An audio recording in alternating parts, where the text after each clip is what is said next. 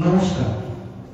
একটা কথা প্রথমেই বলে রাখি, আপনারা যে নাটকটি দেখবেন তার গল্পটি কিন্তু অবাস্তব, মানে বাস্তবে এই ঘটনা ঘটা কখনোই সম্ভব নয়। আচ্ছা, একটা কথা আপনাকে জিজ্ঞেস করি, আপনারা কি মৃত্যুদণ্ডের পক্ষে? আর সে মৃত্যুদণ্ড যদি ফাঁসি হয়? আচ্ছা, ফাঁসি ব্যাপারটা সম্বন্ধে কতটা ধারণা আছে আপনাদের? মানে ফাঁসি কিভাবে দেওয়া হয়? আপনারা না বলবেন, আমি জানি আপনারা নাই বলবেন, কেননা ফাঁসি হয় পরে এসে সে তো আর বলতে পারে না যে মশাই আমার এইভাবে ফাঁসি হয়েছিল। তাই বলছিলাম চলুন একটা চান্স নেওয়া যায়, আজ একজনের ফাঁসি হবে। হ্যাঁ, খড়দহে করমণ্ডলের ফাঁসি হবে।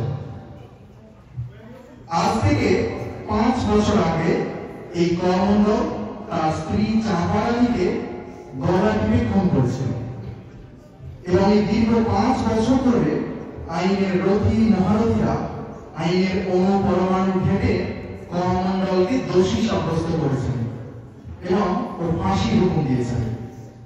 আজ করমণ্ডলের ফাঁসি হবে। এখন সময় ভোর 3:30। করমণ্ডলকে স্নান করানো হয়েছে, তাকে নতুন ধুতি পাঞ্জাবি পরানো হয়েছে। জেলা সাহেব সস্নেহে তাকে জিজ্ঞাসা করলেন সে কি খেতে ভালোবাসে। সবাইকে চমকে দিয়ে সে বলেছে যে সে ভোরবেলা লঙ্কা পোড়া দিয়ে পান্তা ভাত খেতে ভালোবাসে।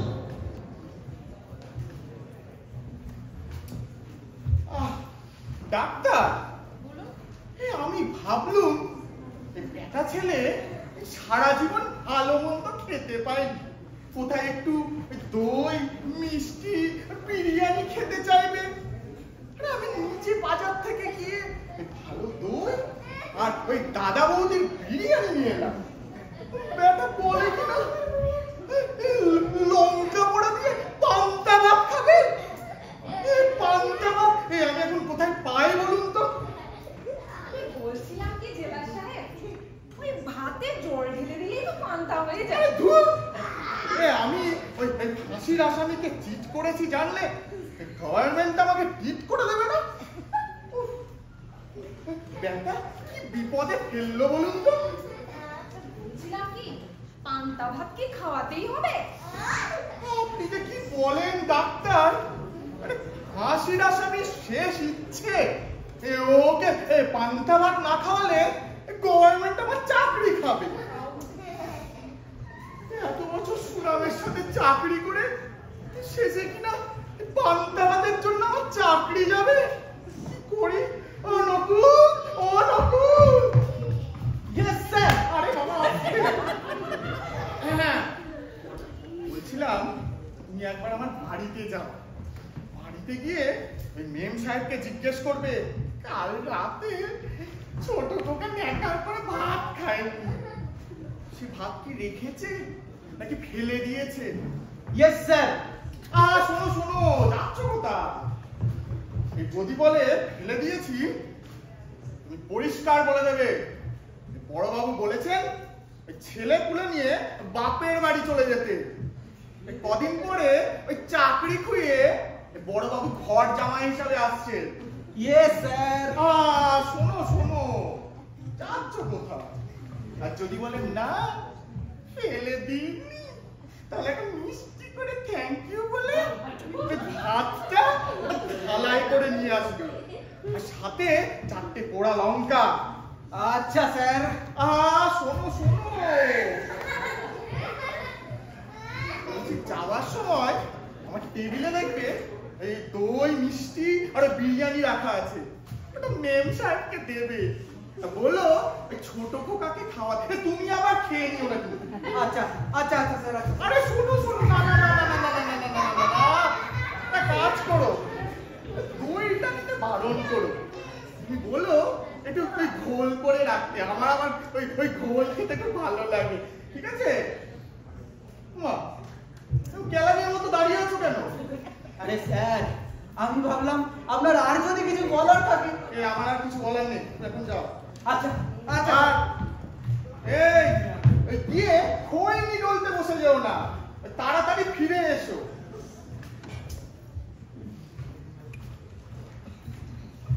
যাই হোক, অনেক কষ্ট করে জেলা সাহেব করমণ্ডলের শেষ ইচ্ছে অনুযায়ী তাকে পান্তা ভাত খাওয়ালেন। তারপর তাকে নিয়ে আসা হলো ফাঁসির মঞ্চের কাছাকাছি একটা জায়গায়। সেখানে সরকারি পুরোহিত শ্রী পঞ্চানন বাচস্পতি তাকে গীতা পাঠ করে শোনাচ্ছেন।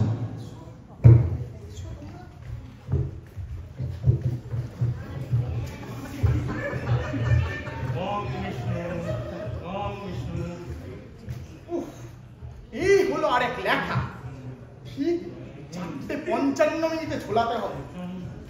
তখন থেকে ওই বাচস্পতি মশাই কি যে অঙ্ক চং করছে কে জানে। আমি বলছিলাম কি একটু তাড়া মারো না। আরে না না না ডক্টর ম্যাডাম, তারা তো মারাই যাবে, বুঝলেন না? সরকারি পুরুষ বলে কথা। সরকারি পুরুষ না সিভিক পুরুষ? আরে বাবা, এই ঘড়ির কাঁটা তো আর সরকারি পুরুষের জন্য থেমে থাকবে না, তো টাইম হলে চুরুত করে ফুরুত হয়ে যাবে। ও মশাই বাচস্পতি, আপনার হলো? ঘুমালে হবে। বলছি ওই দড়ি হ্যাংম্যান সব নেই তো? হ্যাঁ স্যার। বাবা বাবা, সবই তো ঠিক আছে, কিন্তু এই বাচস্পতি যে তখন থেকে কি অঙ্ক করছে। ও মশাই বাচস্পতি, আপনার হলো? আপনি অত্যন্ত অর্বাচী। দেখছেন একটা লোক পরপারে চলে যাচ্ছে, তাকে একটু ঠাকুরের নাম শোনাচ্ছি। ঠাকুরের নাম শোনাচ্ছেন নাকি আমার নামে 4টে কাঁচা খিস্তি করছেন? আমি কি শুনতে গেছি? মশাই একদম সময় নেই, যা করবেন তাড়াতাড়ি করুন।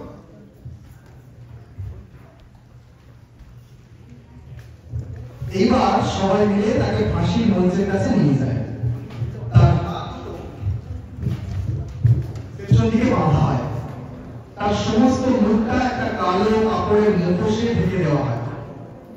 জেলা সাহেব করমণ্ডলের অপরাধের পূর্ণ বিবরণ তাকে শুনিয়ে দেন এবং মহামান্য আদালতের যে রায়ের ফলে তার মৃত্যুদণ্ড হচ্ছে সেই রায়ের পূর্ণ বিবরণটি পাঠ করেন। তারপর ফাঁসির দড়িটা তার গলায় পরিয়ে দেওয়া হয়। জেলা সাহেব গাছ থেকে নিচের দিকে গুনতে শুরু করেন এবং যেই শূন্যে সে পৌঁছল, দড়িতে টান পড়ে। করমণ্ডলের পায়ের তলা থেকে কাঠের পাটাতলটা সরে যায়, তার দেহটা শূন্যে ঝুলে পড়ে। এইখানেই করমণ্ডলের জীবনের শেষ আর আমাদের নাটকের শুরু।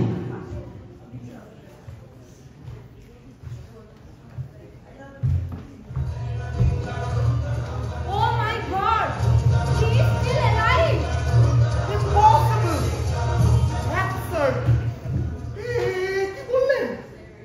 I swear, he is still alive! না না না না না ডাক্তার, আপনার নিশ্চয়ই কোথাও ভুল হচ্ছে। ভুল আমার হয় না। ওই ডাক্তার হিসেবে মানুষ বাঁচবে কিনা তা হয়তো ঠিক বলতে পারি না, কিন্তু একটা মানুষ মরে গেছে কিনা তা ঠিক বলতে পারি। হবেই তো, মন্ত্রপাঠের সময় এত বাধা দেওয়া একেবারে সফল হবে। মশাই, একেবারে হবে না মানে? ও কি আবার ফাঁসি দিতে হবে? কি করবেন স্যার, সরকারি হুকুম, হ্যাঁ till death. Doctor, is it really possible?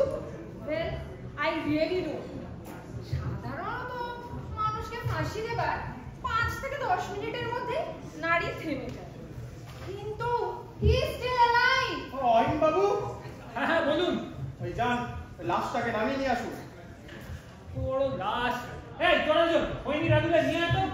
জেলা সাহেব, you can't call it a lash. He is still very much alive. চুপ করুন মশাই, একটা কাজ ঠিক করতে পারে না, আবার তখন থেকে শুধু গেলায় গেলায় করে যাচ্ছে। জানেন, আপনাদের জন্য ওই উপর মহল থেকে কত প্রেশার আসে আমার।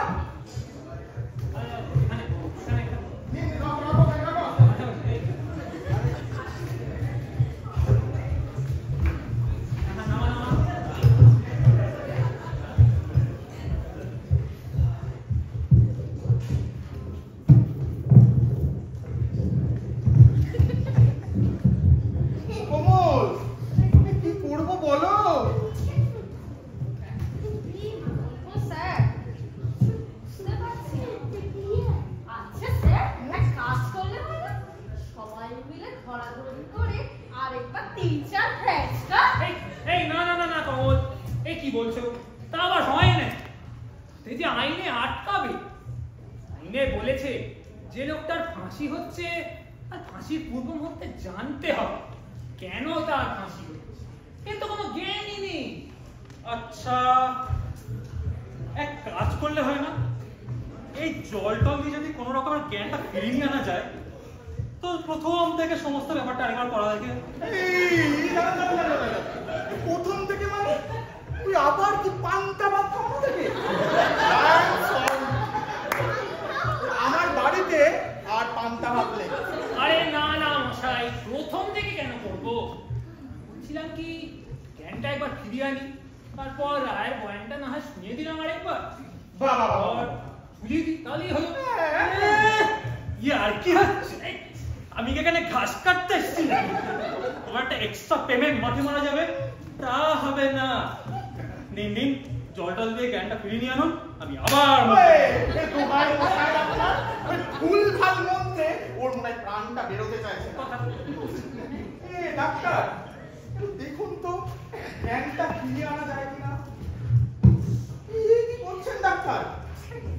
একে বলে হেইও, আর্টিফিশিয়াল হেইও, রেসপিরেশন হেইও, এমনি করে হেইও, বড় বড় হেইও, হার্টের রোগী হেইও, হার্ট বন্ধ হেইও, কোলে পড়ে হেইও, হার্টটাকে তো হেইও, চালু করে হেইও।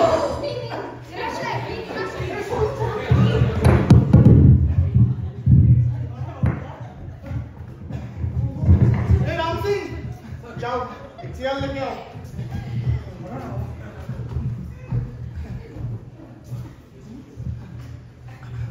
कमल ডাক্তার এবার ওকে বলুন স্ত্রী চাপারানীকে খুন করার জন্য ওকে আমরা ওই ভারতীয় দণ্ডবিধির ওই কত যেন 420 ধারায় আমরা ওকে ফাঁসিতে ঝোলাবো। কমান্ডার, ও কমান্ডার, আমার কথা শুনতে পাচ্ছ? আমাকে কিছু বলছেন? তোমাকেই বলছি ভাই, তোমার নাম কমণ্ডল। কমণ্ডল? আমার তো কিছু মনে পড়ছে না বাবা। পড়বে পড়বে, আমাদের সঙ্গে কথাবার্তা বলেই মনে পড়বে। বলি আমি আমি এখানে কেন? তোমার যে ফাঁসি হবে ভাই। ফাঁসি? ফাঁসি কি? স্বাস্থ্যসম্মত উপায় গলায় দড়ি দিয়ে ঝোলানো।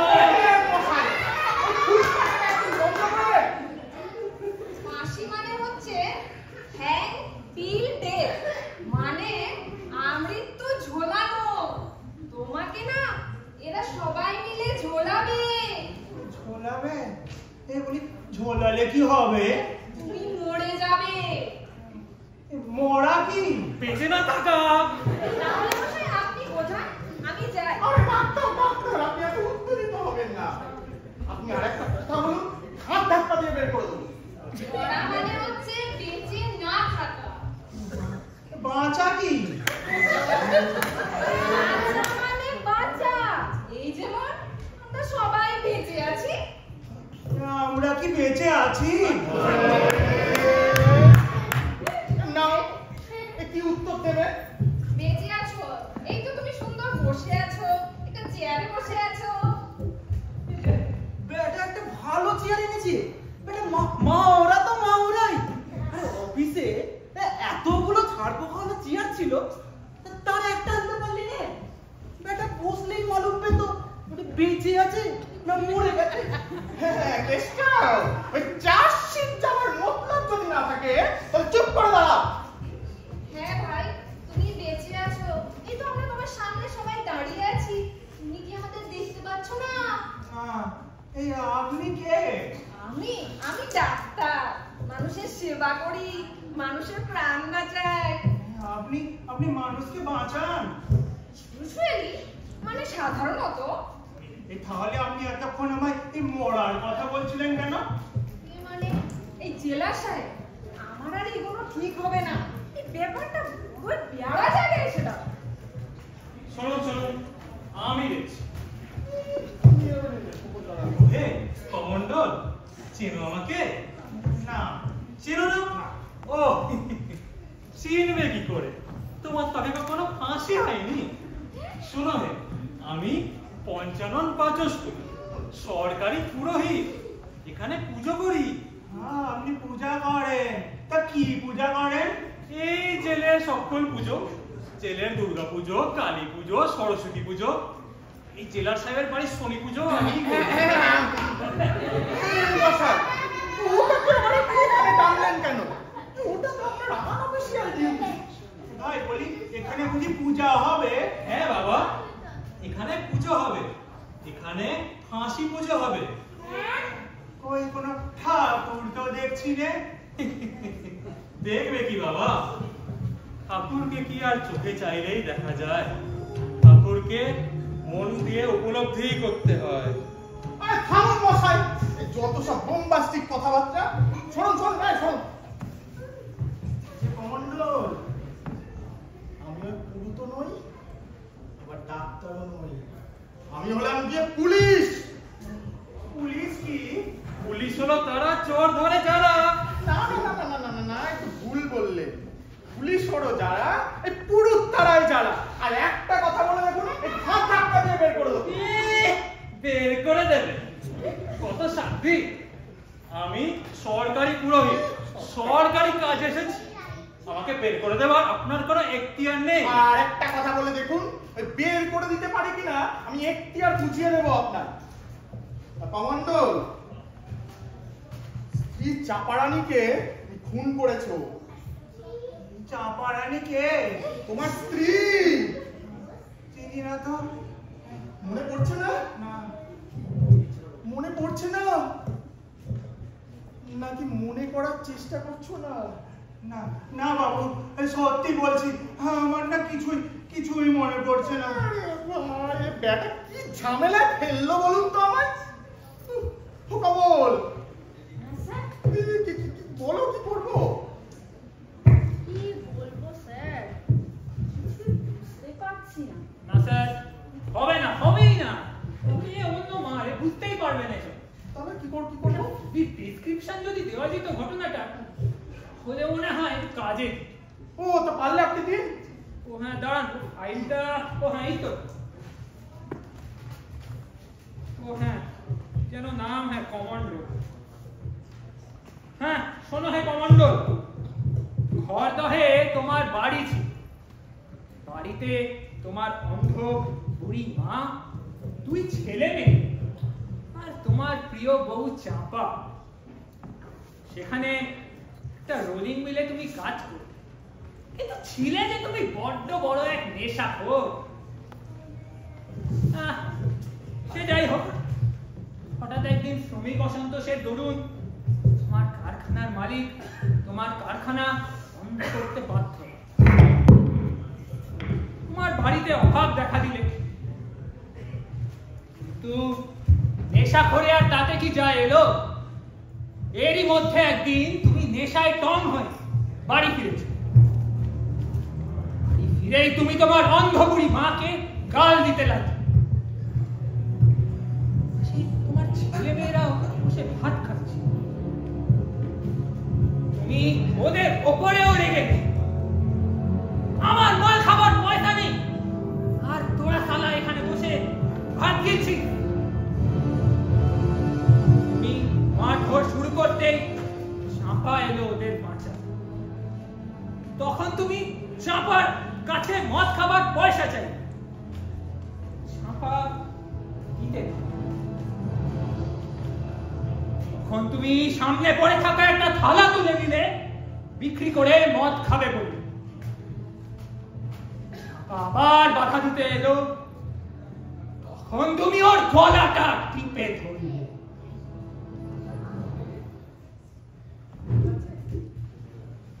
সে মরে গেল।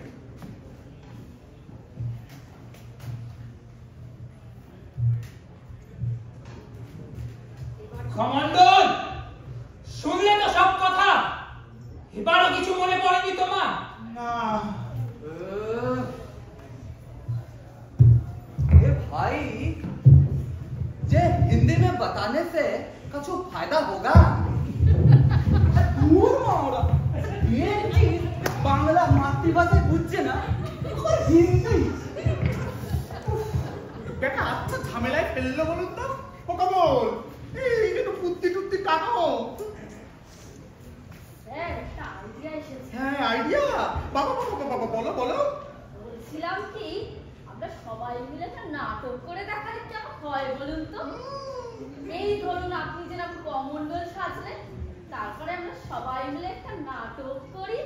বাবা বাবা বাবা বাবা বাবা, not a very bad idea. এটা ডাক্তার কি বলেন? একটা চান্স নেওয়া যেতেই পারে। কমল, তোমার তো আমার ওই অ্যাক্টিং ফ্যাক্টিং খুব ভালো আসে। তাহলে তুমি একটা কাজ করো, তুমি ওই কমণ্ডলের পুরো মাটা করো। ওরে মা, আর এই অয়ন বাবু, হ্যাঁ বলুন স্যার। হ্যাঁ আপনি হলো হিরো, আপনি হলো কমণ্ডল। এই, এই যে তোমরা দুজন বিড়ি খাওয়াটা বন্ধ করো। তোমরা হলো ওই কমণ্ডলের ছেলে আর মেয়ে। আর কে থাকলো বাকি? ও ডাক্তার, আপনি একটা কাজ করুন, আপনি ওর স্ত্রী ওই চম্পা, এই না না না চাপারানিটা করুন। আমি না না, ওসব অ্যাক্টিং ফ্যাক্টিং আমার আসে না। তার চেয়ে বরং বাচস্পতি মশাইকে দিয়ে কি চাপারানিটা, আরে মানে বুঝুন এনার এই নামাবলিটা শাড়ি হিসেবে বেশ কাজে লাগাতে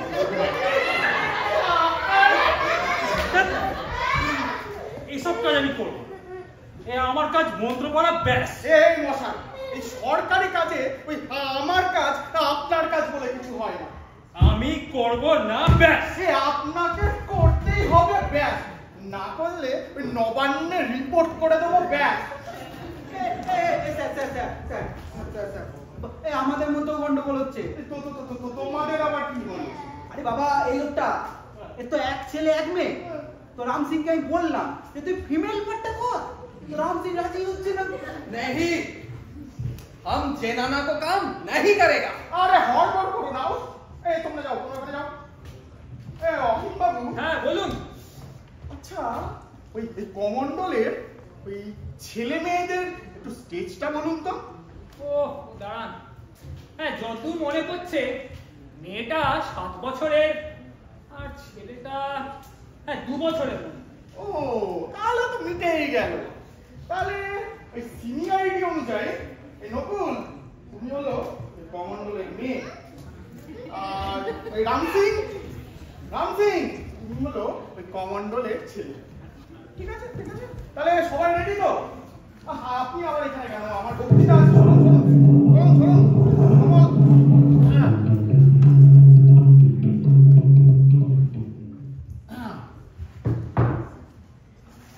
বন্ধুগণ, আমি ইউনিয়নের লিডার বলছি। আজ 2 মাস হয়ে গেল কলকারখানা সব বন্ধ রয়েছে। মালিক পক্ষ বলেছেন, এই মালিক পক্ষ কি বলেছে? মালিকেরা যা বলে তাই বলেছে। মনে পড়ছে, এই মালিক পক্ষ বলেছেন কলকারখানা সব বন্ধ করে চাপ শিল্প করো। বন্ধুগণ, আমাদের একজোট হয়ে লড়তে হবে। রবীন্দ্রনাথ ঠাকুর ছোট খোকার গল্পে বলেছিলেন, লেবু গাছ এক পায়ে দাঁড়িয়ে, হ্যাঁ মনে পড়েছে, তাল গাছ এক পায়ে দাঁড়িয়ে সব গাছ ছাড়িয়ে উকি মারে আকাশে। আমাদের মাথা উঁচু করে লড়তে হবে বন্ধুগণ। সবাই বলো জয় বাংলা। আমাদের নেতা চুচুক জিও, চুচুক জিও।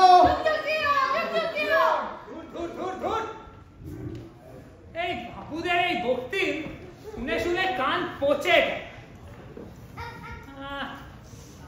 একটু মদ খেলে মন্দ হতো না।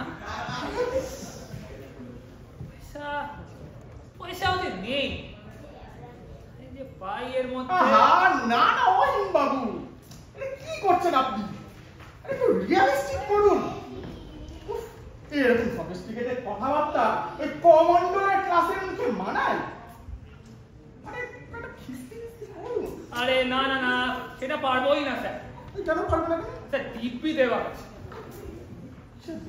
আরে প্রথম তখন চাকরিতে ঢুকেছি, আর বলবেন না খুব মুখ খারাপ হয়ে গেছে, যখন তখন খিস্তি বেরিয়ে যাচ্ছে।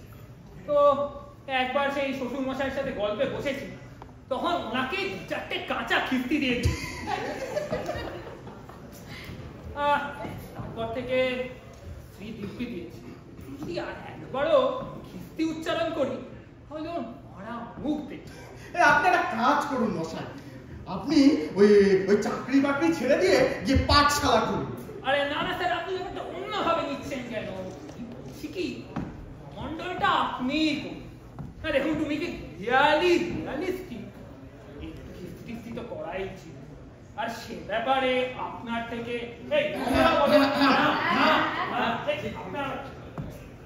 খারাপ কথা বললে আমি খেলবো না, ব্যাস। মশাই, এই সব ব্যাপারে অত পিটি করলে চলে? আচ্ছা ঠিক আছে, কমন্ডলটা আমিই করব। খিস্তিটা একটু কমই করলাম। কম কেন, যত ইচ্ছে করুন। আর ধরুন, নিন শুরু করুন না, শুরু করুন সবাই রেডি? তো নিন কমল, শুরু করো।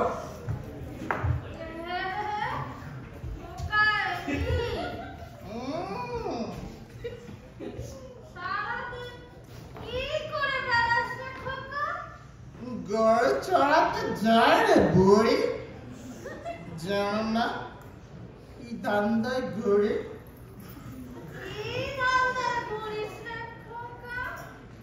রাবণের গোষ্ঠী যাবনার ব্যবস্থা করতে যায় রে বই।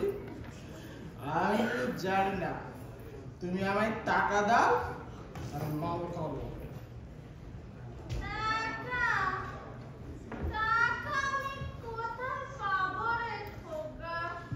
জানো, আমার যখন চাকরি ছিল তুমি আমার পকেট থেকে টাকা গেড়াতে, সে টাকাগুলো কই?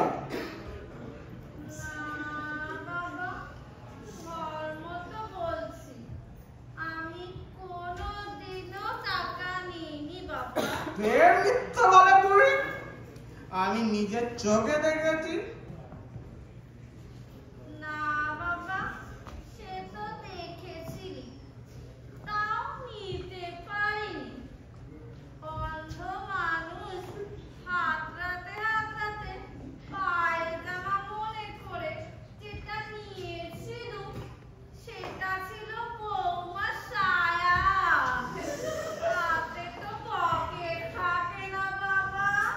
আমি কিচ্ছু জানি না, আর টাকা দাও, আমি মাল খাবো।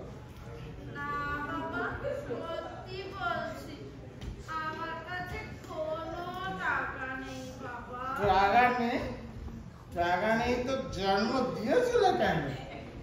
মা হয়ে ছেলেকে একমাত্র মাল খাওয়ার টাকা দিতে পারবো না, তো মা হচ্ছিল কেন? এবার কেমন ধরনের কথা?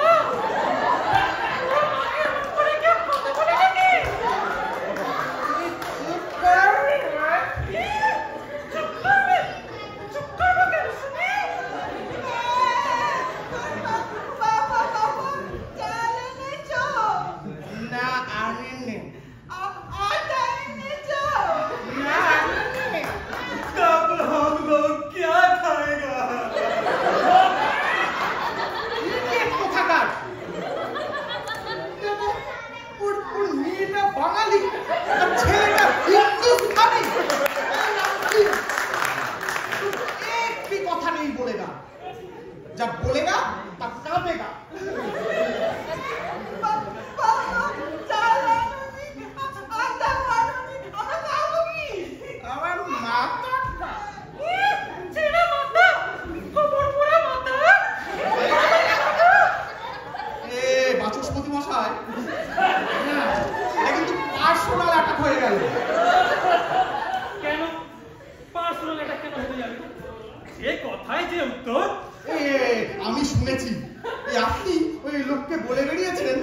जिला साहेबের মাথায় নাকি গোবর পোড়া।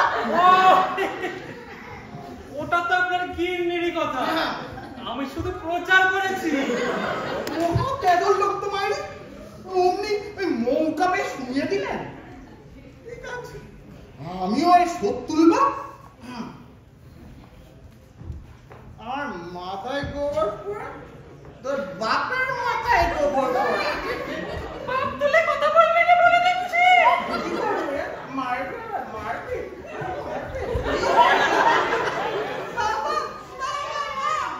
তোমরা ঝগড়া করো না, আমার ভীষণ ভয় করছে। খোকা, ও বৌমা, কি হলো রে তোদের? এই বুড়ি, তোর আবার সব ব্যাপারে কথা কি রে? চুপ করে বলে থাক। মিনসের কথা শুনলে গায়ে চলে যায়। বড় মা তাকে কিনা বলে চুপ করে বসে থাক। তবে মাগি দেখবি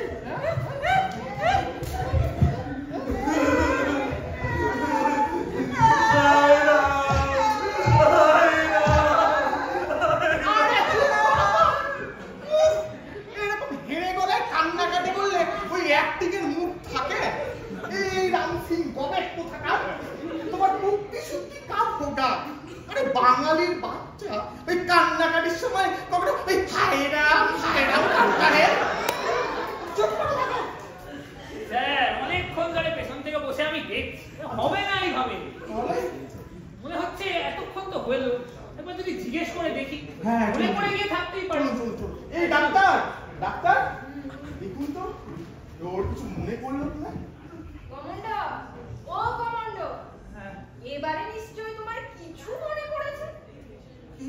কিছুই মনে পড়ছে না। সরি জেলা সাহেব, চালান না একটু, আমার তো বেশ ভালোই মজা হচ্ছে। কবে বাল্যকালে যাত্রা করেছিল, এখন দেখছি প্রতিভাটা মরেনি। আমার মুখে ফাটছে আর উনি নাকি বাল্যকাল থেকে যাত্রা করছে। কত কষ্ট করে বানিয়ে বানিয়ে সংলাপ করলাম বলুন তো। কেন? এসব সংলাপ তো সকলেরই মুখস্থ থাকা উচিত। সকলেরই তো বাড়িতে পত্নী আছে। আমার বাড়িতে পত্নী আছে, কিন্তু আমার সাথে কোনো ঝগড়া করেন না। উনি আমাকে খুব স্নেহ করেন। অহিন বাবু, এই আপনি আর হাসলেন কেন? না মানে সরি স্যার, কিছু মনে করবেন না। তো আমার মনে হয় স্নেহ কথাটা এখানে ঠিক প্রযোজ্য নয়। না মানে বড়দের ক্ষেত্রে স্নেহ কথাটা। অহিন বাবু, আপনি বোধহয় জানেন না, আমার স্ত্রী মানে আপনার বৌদি আমার থেকে 4 বছরের বড়। আচ্ছা ঠিক আছে নিন এবারে অ্যাক্টিং এ ফিরুন তো, অ্যাক্টিং এ ফিরুন সবাই। কত দেরি হয়ে গেল।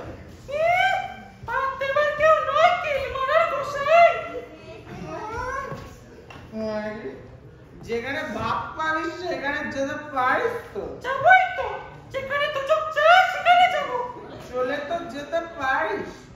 কে তোকে মাথা দিব্যি দিয়েছে? তো বাপের ক্ষমতা থাকলে তোকে নিয়ে যা। কেন? বাপ নিতে যাবে কেন? তখন তো তুই এসেছিলি, আমার বাপের মা সেরেছিলি আমার বিয়ে করার জন্য। তোর বাপ আমার পায়ে পড়েছিল রে। তোর বাপ আমাকে জোর বাপ দিয়ে দিয়েছে। মুখ খসে পড়বে তোমার। আমার বাপের নাম মিথ্যে কথা বললে তো? মুখে ফুঁকা পড়বে।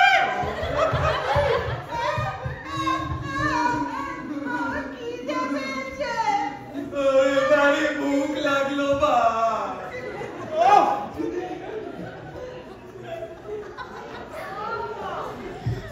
কি হলো?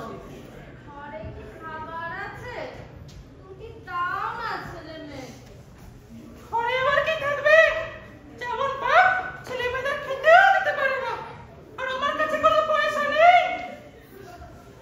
পয়সা? ওই থালাটা দে। ওই থালাটা বেচে আমি মাও খাও। না, বাবা দেন না, এটা আমার বিয়ের দানের থালা। দেবে না? তুই দেবে না? হ্যাঁ হ্যাঁ জেনেছে আসুন স্যার। হ্যাঁ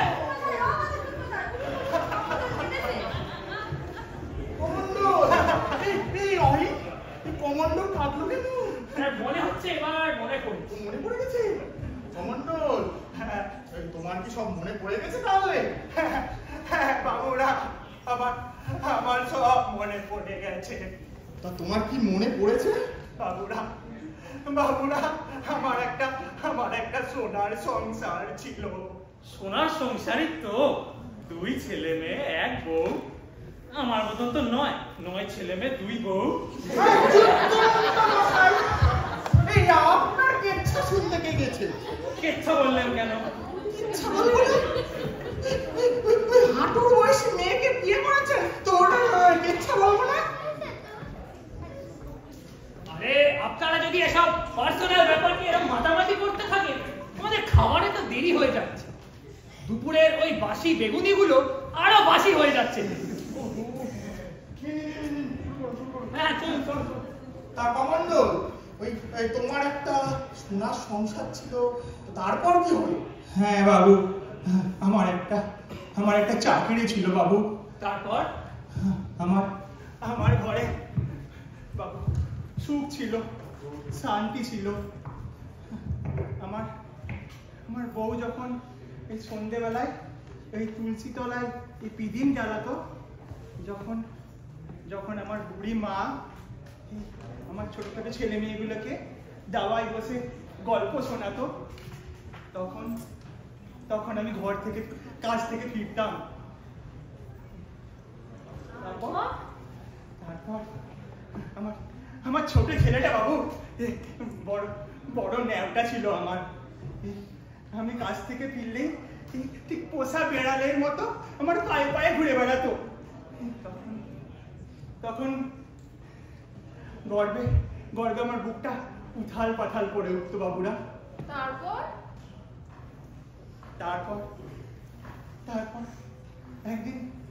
একদিন কারখানায় গিয়ে দেখি কারখানা বন্ধ করে মালিকালা সব পলায়ে গেছে।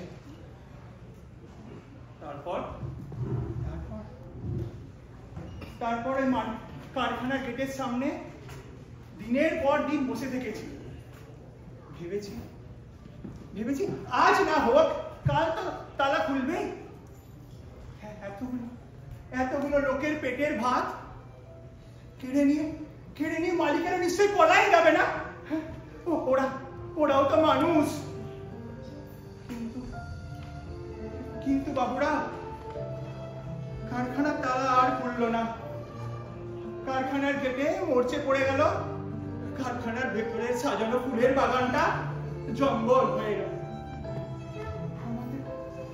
আমাদের পেটের টান পড়তে লাগলো বাবুরা। জমানো যে কটা টাকা ছিল সব ফুরিয়ে গেল। তারপর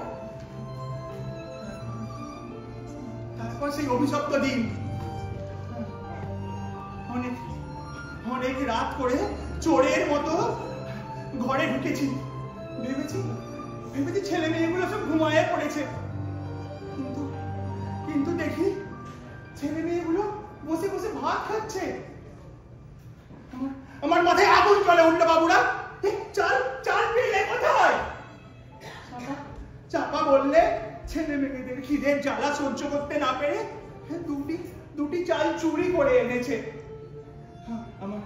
আমার বুকের ভেতরটা ধক করে উঠলো বাবুরা।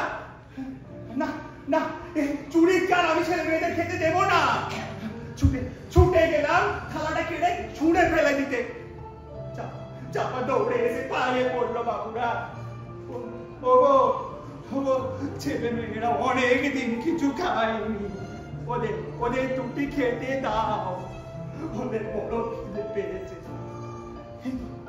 কিন্তু আমার যখন আমি চাপাকে ঠেলে সরিয়ে দিতে গেলাম, আমার হাতটা দিয়ে পড়লো ওর গলায়। আমার ধাক্কায় চাপা মাটিতে পড়ে গেল বাবুরা। চাপাও তো অনেক দিন কিছু খায়নি। আমার সেই ধাক্কা চাপা সহ্য করতে পারলো না। আমার চাপা আর উঠলো না বাবুরা, আর উঠলো না। আমায় তোমরা ফাঁসি দাও বাবুরা, ফাঁসি দাও। যারা আসলে চাপাকে মারলো তাদের তো কোনোদিন ফাঁসি হবে না, ফাঁসি হবে শুধু করমণ্ডলদের। তাই ফাঁসি দাও বাবুরা, আমায় তোমায় ফাঁসি দাও। Hang him till death.